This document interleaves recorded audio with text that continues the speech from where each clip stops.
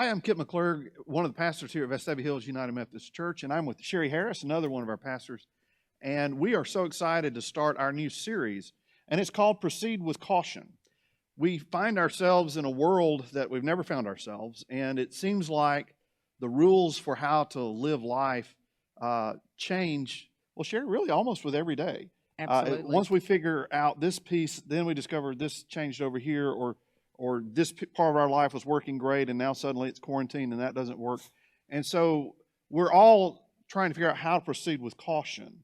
And what I find amazing, and we as pastors were putting together, what do we preach from here, is that Jesus has really a lot of good thoughts for us on how to proceed with caution. Because I suppose, he was doing something new every day too. He was walking through a world that no one had ever walked through either.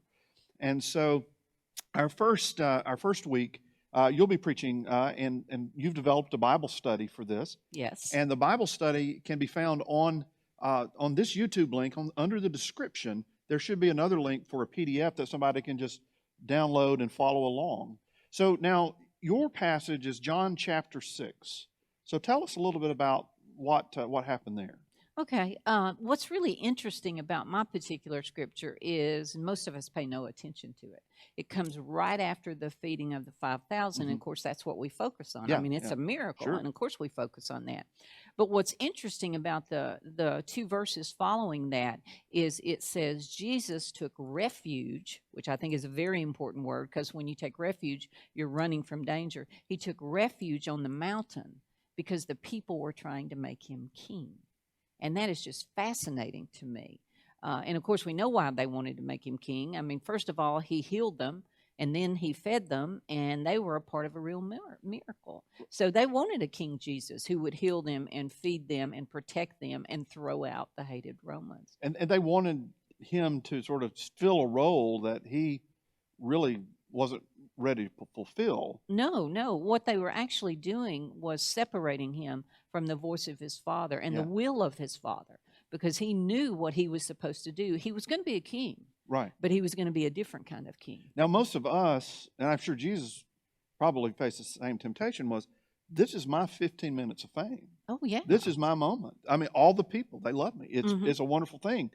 But somehow, Jesus proceeded with caution and realized, well, that's really not what I'm here for. So tell me a little bit more about that. Well, that fascinates me because I think we're very comfortable with Jesus as being divine, maybe not so much as him being human. So to my way of thinking, I suspect that when he heard that, there was a part of him that was really tempted about that. Sure. Because, this is the kind of king he could be where there was not suffering and a cross in his future. Right. And that's the reason he fled from that noise that they were pouring into his head, because it was negative and it was against the will of his Father. He had to get away into the quiet so he could hear his Father and pray and get focused again, find his center again. Yeah. Now, we are in a world that is filled with a tremendous amount of noise. Absolutely. Constant. I try to watch one news program a day. I usually make it about 10 minutes because I'm usually recycling the same political issues. Of course, we have a lot of unrest and protesting and or rioting that's going on, and people have their different views on that. And of course, commentators talk a lot about it in different ways. And of course, we've got different politicians running for different places, and there's a lot of just constant noise that happens just from that. But that doesn't include the noise that we get from what are we going to do with our schools, or what group that we're part of got quarantined this week, and suddenly our life is filled with all kinds of noise. And I'm sure you've experienced some of that noise as well. Oh, absolutely.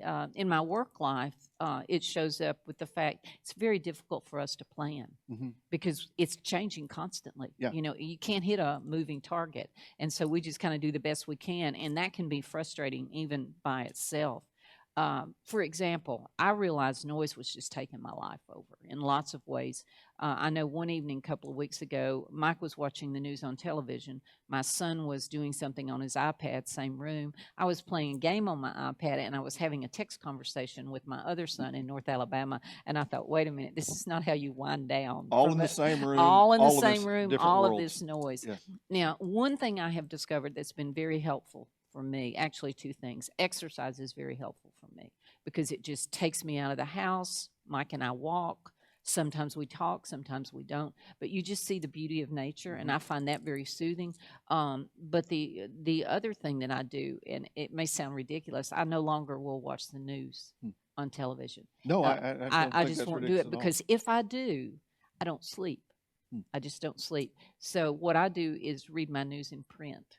And I try to do it early in the day because I just can't. There's so much negativity going on right now in our world, and I don't need that in my life. Yeah. There's enough things that scare me with adding additional things. So that's kind of how I cope with it. Yeah, so you're able to sort of to turn things off at a particular time of day and say for the rest of the evening, that's I'm not going to deal with that.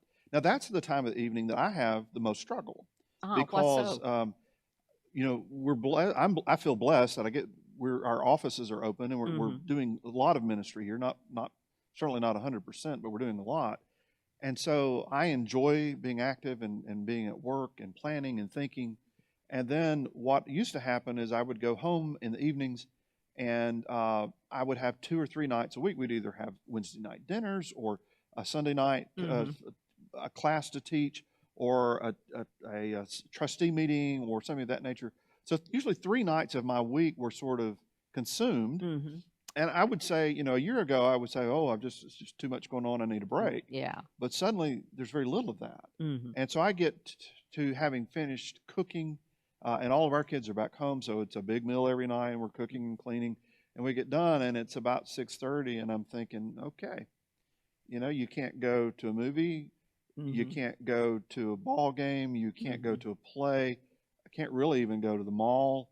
I'm not sure what restaurants. I mean, I've already eaten, and so what do I do now at this moment? Yeah.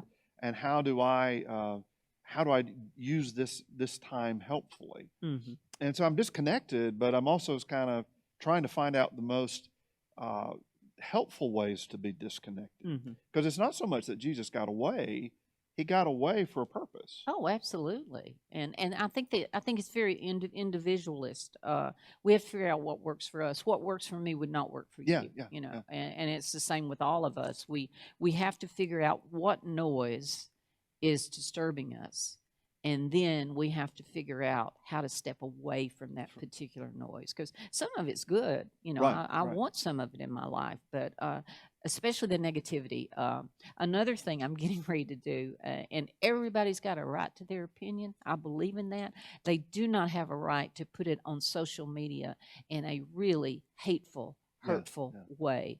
And I'm very sensitive to that. And so in a couple of weeks, I'm going to post on Facebook, love all you guys. I won't be back on until probably December the 1st. I'm just going to have to step away because it's becoming more and more negative, and I don't need that noise in my life. And so finding a way to substitute something that's much more healthy with that noise that's going on. Yeah. Now, for me, in the evenings, that noise is a silence. It can be a noise, the sound of silence. Yeah. And I found, though, kind of like you, that I can exercise after dinner, and that really does sort of. And I love to watch a travel show to somewhere that I hope to get to one day, and so that fills that place, and it also frees my mind to be able to think and to pray and to be open to what God is doing.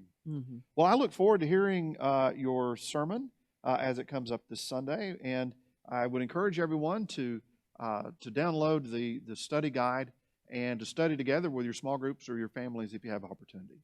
So thanks so much for joining us.